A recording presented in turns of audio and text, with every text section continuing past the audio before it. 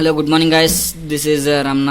ఈరోజు మనం అయితే ఇన్కమ్ ట్యాక్స్లో సెకండ్ చాప్టర్ చెప్పుకోబోతున్నాము. లాస్ట్ టైం అయితే ఫస్ట్ చాప్టర్ అనేది కంప్లీట్ చేశాను కదా, ఇంట్రడక్షన్ మొత్తం ఇన్కమ్ ట్యాక్స్ కోసం. సో ఈరోజు అయితే second chapter income from salary అనమాట. ఇన్కమ్ ఫ్రమ్ శాలరీ తెలుసుకునే ముందు శాలరీ అంటే ఏంటో చూద్దాం.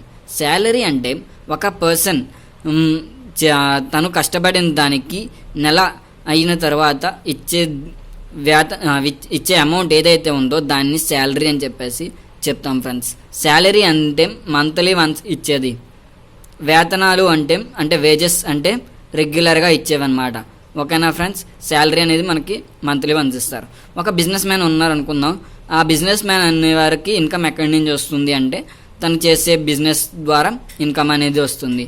అలాగే మరి ఒక ఎంప్లాయీ ఉన్నారు, ఎంప్లాయీకి ఎక్కడి నుంచి వస్తుంది ఇన్కమ్? తనకు వచ్చే శాలరీ నుంచి అనమాట. ఓకేనా ఫ్రెండ్స్, దానిని కూడా ట్రీట్ చేస్తాం ఇన్కమ్లోకి. ఇన్కమ్ ట్యాక్స్ ఫైండ్ అవుట్ చేయడం కోసం అనేది తీసుకోవడం జరుగుతుంది అనమాట. అది second chapter income from salary. Income from salary calculate చేసేటప్పుడు ఏ ఐటమ్స్ని తీసుకుంటారో, ఎలా క్యాలిక్యులేట్ చేస్తారు అనేది ఈరోజు మన క్లాస్ అనమాట. ఓకేనా ఫ్రెండ్స్, ఈరోజు ఇన్కమ్ ఫ్రమ్ శాలరీ అనేది చూసేద్దాం. నెక్స్ట్ ఇంకొక పాయింట్ చెప్పడం మర్చిపోయాను. ఇప్పటి వరకు నా ఛానల్ ఎవరైనా సబ్స్క్రైబ్ చేసుకోకపోతే సబ్స్క్రైబ్ చేసుకోండి. ఓకేనా గైస్, ఇన్కమ్ ఫ్రమ్ శాలరీ అనేది మనకి చూసుకున్నట్లయితే ఫైండ్ అవుట్ చేయడం కోసం 3 సెక్షన్స్ని under section salary under section 17 subsection 1 and allowances under section 17 subsection 3 and అందులోనే ఇంకో సబ్సెక్షన్ 2 అనమాట. ఓకేనా, next perquisites under section 17 subsection 2 and profit in lieu of salary under section 17 subsection 3. ఈ 4 అని తీసుకొని ఇన్కమ్ ఫ్రమ్ శాలరీ అనేది క్యాలిక్యులేట్ చేయడం జరుగుతుంది ఫ్రెండ్స్.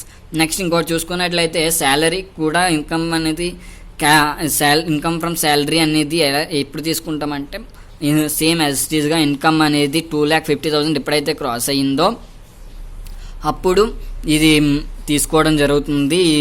ఈ వేలోని ఫైండ్ అవుట్ చేసి ఇన్కమ్ ట్యాక్స్ అనేది పే చేయాల్సి ఉంటుంది. ఫస్ట్ చూసుకుందాం శాలరీ అండర్ సెక్షన్ 17 సబ్సెక్షన్ 1 కింద ఏమేమి వస్తాయి అనేది చూద్దాం. ఫస్ట్ వన్ వచ్చేసి బేసిక్ పే. బేసిక్ పే అంటే ఏంటి అంటే ఇప్పుడు ఒక పర్సన్కి ఇచ్చే శాలరీ ఏదైతే నార్మల్ శాలరీ ఏదైతే ఉందో దాన్ని బేసిక్ పే అని చెప్పేసి చెప్తాం అనమాట. Next dearness allowance. Dearness allowance అనేది ఇన్ పార్ట్ ఆఫ్ శాలరీ అని అంటే మనము శాలరీ అండర్ సెక్షన్ 17లో తీసుకుంటాము. ఇన్ కేస్ ఇవ్వకపోతే ఇందులోకి వెళ్ళిపోద్ది అంటే మనకి అలవెన్సెస్లోని తీసుకుంటాం అనమాట. ఓకేనా ఫ్రెండ్స్, నెక్స్ట్ బోనస్ అనేది ఎప్పుడు అంటే ఇయర్లీ వన్స్ ఇస్తారు. ఏదైనా ఫంక్షన్స్ కానీ పండగలు కానీ ఏమైనా ఇస్తే అలా ఆనందం కొద్ది ఇచ్చేదాన్ని బోనస్ అని చెప్పేసి చెప్తాము. Next commission on turn over. Commission on turn over అనేది ఎప్పుడు ఇస్తారంటే ఒక టార్గెట్ అనేది పెట్టిన తర్వాత ఒక ఎంప్లాయర్కి టార్గెట్ ఏంటి అంటే వాళ్ళు 20 lakh అనేది ఆ ఇయర్లో క్రాస్ అవ్వాలి. అయితే ఈ ఎంప్లాయీ అనేది వాడు అలా అనుకున్న ఎక్స్పెక్టేషన్స్ని రీచ్ అయిపోయి టర్న్ ఓవర్ అనేది క్రాస్ చేశారు. సో అప్పుడు ఇంత కమిషన్ అనేది వాళ్ళు ఇవ్వడం జరుగుతుంది. టర్న్ ఓవర్కి 10 లక్షల మీద 10% అంటే ఆ 10 lakhs మీద 10% కమిషన్ అనేది క్యాలిక్యులేట్ చేసి ఇవ్వడం జరుగుతుంది. Next excess of employees contribution to RPF over 12% of employers salary. Next RPF అనేది క్యాలిక్యులేట్ చేస్తే ఎంత అంటే 12% ఆఫ్ శాలరీ. ఎంప్లాయర్ 12% లిమిటేషన్ అనమాట. 12% ఆఫ్ శాలరీ అనేది లిమిటేషన్. 12% అనేది దాటితే ఆర్పిఎఫ్ కూడా అండర్టేకింగ్ చేసుకుంటారు అనమాట. ఇన్కమ్ ట్యాక్స్లో క్యాలిక్యులేషన్లో తీసుకుంటారు. ఓకేనా guys, next excess of interest credited to RPF balance over 9.5. Interest అనేది ఆర్పిఎఫ్ మీద వచ్చే ఇంట్రెస్ట్ అనేది 9.5% అనేది దానికి లిమిటేషన్ అనమాట.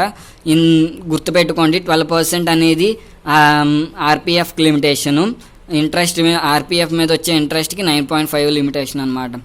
ఓకేనా ఫ్రెండ్స్. ఆర్పిఎఫ్ అంటే ప్రొవిడెంట్ ఫండ్ అనమాట, రిజర్వ్ ప్రొవిడెంట్ ఫండ్ అని చెప్పేసి. ఇది కూడా మనకి పిఎఫ్ అని చెప్పేసి చెప్తుంటారు కదా, శాలరీ ఎవరైతే పిఎఫ్లు ఎవరికి ఇస్తారంటే ఎవరైతే ఎంప్లాయర్స్ ఉంటారో వాళ్ళకి, ఎంప్లాయీస్కి ఎంప్లాయర్ అనేవాడు ప్రొవైడ్ చేస్తూ ఉంటాడు అనమాట. ఈ పిఎఫ్ కూడా వాళ్ళ శాలరీలో నుంచి కట్ అవుతూ ఉంటుంది. నెక్స్ట్ అరియర్స్ ఆఫ్ శాలరీ అని. Next over time remuneration. Over time remuneration అంటే ఏంటి, తిని చేసిన వర్క్ కంటే ఎక్కువ టైం అనేది అక్కడ ఆఫీస్లో స్పెండ్ చేస్తే దానికి వచ్చే ఎక్స్ట్రా అమౌంట్ ఏదైతే ఉందో దాన్ని ఓవర్ టైం రెమ్యూనరేషన్ అని చెప్పేసి చెప్తా ఉంటారు. Next advance salary. Advance salary అంటే 1 మంత్కి ముందుగానే వర్క్లో జాయిన్ అవ్వక ముందే ఇచ్చే శాలరీ ఏదైతే ఉందో దాన్ని అడ్వాన్స్ శాలరీ అని చెప్పొచ్చు. లేదా 2 మంత్స్ వర్క్ చేసేసి 3rd మంత్ శాలరీ కూడా మనం ఏదో అవసరం మీద ముందే తీసుకున్నామంటే దాన్ని అడ్వాన్స్ శాలరీ అని చెప్పేసి చెప్తూ ఉంటారు అనమాట. నెక్స్ట్ సెకండ్ స్టెప్ ఏంటి అంటే అలవెన్సెస్. ఈ అలవెన్సెస్ అనేవి ఏంటి అంటే ఒక పర్సన్కి శాలరీ కాకుండా ఎక్స్ట్రాగా ఎంప్లాయర్ అనేవాడు సాటిస్ఫై అయ్యి ఇచ్చే ప్రొవైడ్ చేసే ఫెసిలిటీస్ ఏవైనా ఉంటే వాటిని అలవెన్సెస్ అని చెప్పేసి చెప్తారనమాట. ఈ అలవెన్సెస్లో under section 17 sub section 3 and 2 అని చెప్పేసి చెప్పుకోవచ్చు, దాని సెక్షన్ అనమాట అది. ఓకేనా. ఇది చూసుకున్నట్లయితే చిల్డ్రన్ ఎడ్యుకేషన్ అలవెన్స్ అనేది ప్రొవైడ్ ఇప్పుడు ఎంప్లాయీ అనేది, నేను ఒక ఎంప్లాయర్ అనమాట, నా దగ్గర ఒక 10 మంది వర్క్ చేస్తున్నారు. వాళ్ళందరికీ కూడా చిల్డ్రన్ ఎడ్యుకేషన్ అలవెన్స్ అంటే వాళ్ళ చిల్డ్రన్ చదువుకోవడం కోసం నేను ప్రొవైడ్ చేస్తాను అనమాట. ఎంత అది 2 చిల్డ్రన్కి మాత్రమే లిమిట్ ఉంటుంది. పర్ హెడ్ 100 రూపీస్ ఇస్తారు. 100 రూపీస్ పెర్ మంత్ అనమాట. ఇచ్చే education allowance 100 rupees per month. 100 into 12 అంటే 12 మంత్స్కి ఇంటూ 2 చిల్డ్రన్ అయితే 24,000 వస్తుంది. అది 2 చిల్డ్రన్కి మాత్రమే ఇస్తారు. ఎక్కువ మంది ఉంటే ఎడ్యుకేషన్ అలవెన్స్ అనేది ఇవ్వరనమాట, 2కి మాత్రమే ఇస్తారు. ఓకేనా ఫ్రెండ్స్. నెక్స్ట్ ఎంతమంది ఉన్నా కూడా 2కే ఎడ్యుకేషన్ అలవెన్స్ అనేది ప్రొవైడ్ చేయడం జరుగుతుంది. Next entertainment allowance. Next deputation allowance. Next city compensatory allowance. Medical allowance అంటే వాళ్ళ ఫ్యామిలీ కోసం మెడికల్ సెక్యూరిటీ అనేది ప్రొవైడ్ చేయడం కోసం ప్రొవైడ్ చేసే అలవెన్స్ ఏదైతే ఉందో దాన్ని మెడికల్ అలవెన్స్ అని చెప్పేసి మనం చెప్పుకోవచ్చు. నెక్స్ట్ హౌస్ రెంట్ అలవెన్స్ అంటే నా దగ్గర ఉన్న ఎంప్లాయీస్కి హౌస్ రెంట్ అనేది నేనే ప్రొవైడ్ చేస్తాను అనమాట. ఆ అలవెన్స్ ఏదైతే ఉందో దాన్ని హౌస్ రెంట్ అలవెన్స్ అని చెప్పేసి చెప్పడం జరుగుతుంది. హౌస్ రెంట్ అనేది ఇవ్వడం జరుగుతుంది అనమాట. Next dearness allowance. ఇందాక చెప్పుకున్నాం కదా ఫ్రెండ్స్, డియర్నెస్ అలవెన్స్ అనేది ఇన్ పార్ట్ ఆఫ్ శాలరీ అని ఇస్తే శాలరీలో చూపిస్తాము, లేదా అలవెన్సెస్లో చూపడం జరుగుతుంది. Next convenience allowance. ఇవి ఫ్రెండ్స్ అలవెన్స్ ఇంకా చిన్న ఉంటాయి, అన్నీ ముందు ఫర్దర్గా మనం చూసుకుందాం. అలవెన్సెస్ అన్నీ ఏమైనా వస్తే అవి అప్పుడు కూడా ఎక్స్ప్లెయిన్ చేస్తాను. వీటి లిమిటేషన్స్ అనేవి నేను మీకు సెపరేట్గా మళ్ళీ ప్రొవైడ్ చేయడం జరుగుతుంది. గుర్తుపెట్టుకోండి, లిమిటేషన్స్ అవి కూడా డెఫినెట్గా ఉంటాయి. ఈ సెక్షన్స్ వేస్తేనే మీకు మార్క్స్ అనేది స్కోర్ చేసుకునే ఛాన్స్ ఉంటుంది. నెక్స్ట్ మనం పెర్క్విసైట్స్ అనేది చూసుకున్నట్లయితే శాలరీలోకి అలవెన్సెస్లోకి రాకుండా ఎక్స్ట్రాగా వచ్చేది ఏదైనా ఉంటే అవి పెర్క్విసైట్స్ అండర్టేకింగ్లోకి వస్తాయి అన్నమాట. ఎలాంటివి అంటే free use of motor car ఇచ్చాం అంటే ఎంప్లాయర్ అనేవాడు ఎంప్లాయీస్కి కార్ అనేది ప్రొవైడ్ చేస్తారనమాట. ఒక ఏరియా తిరిగి సర్వే చేయడం కోసము, అలాంటి వాళ్ళు ఆఫీసెస్ ఉంటాయి కదా, వాళ్ళందరూ కార్స్ అనేవి ప్రొవైడ్ చేస్తూ ఉంటారు. Free use of motor car. Next LIP paid by employer. Life insurance policy అనేది ఎంప్లాయర్ ద్వారా పే చేస్తే దాన్ని పెర్క్విసైట్స్ అని చెప్పేసి చెప్తారనమాట. శాలరీ అలవెన్స్ కాకుండా మళ్ళీ ఎక్స్ట్రాగా ఇవన్నీ ఇస్తూ ఉంటారనమాట. Rent free accommodation. నెక్స్ట్ ఏమొచ్చి next reimbursement medical bills in private nursing house అన్నమాట. దీనికి లిమిటేషన్ వచ్చేసి 15,000. ఓకేనా ఫ్రెండ్స్. ఇలాంటి పెర్క్విసైట్స్ అన్నీ ఉంటాయి. ఇవన్నీ కూడా నేను ఫర్దర్గా మీకు సంఖ్యల కొద్దీ వచ్చేస్తూ ఉంటాయి.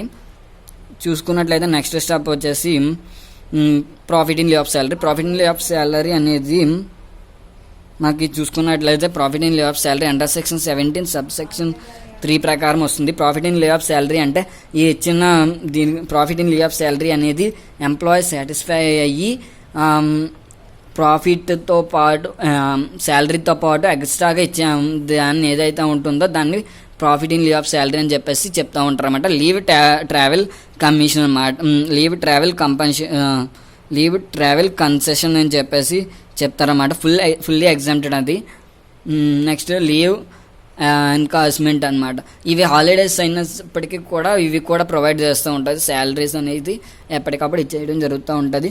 ఇవన్నీ కూడా ఇంకా చిన్న చిన్న పాయింట్స్ ఉన్నాయి ఫ్రెండ్స్. ఇవన్నీ కూడా నేను మీకు ఫర్దర్గా సమ్స్కి వెళ్ళేటప్పుడు వచ్చేస్తూ ఉంటాయి. ఇప్పుడు అంటే అంత చెప్పడం కోసం టైం లేదు, ల్యాగ్ అయిపోతుంది కాబట్టి. సో ఇవైతే అది చూసుకుందాము.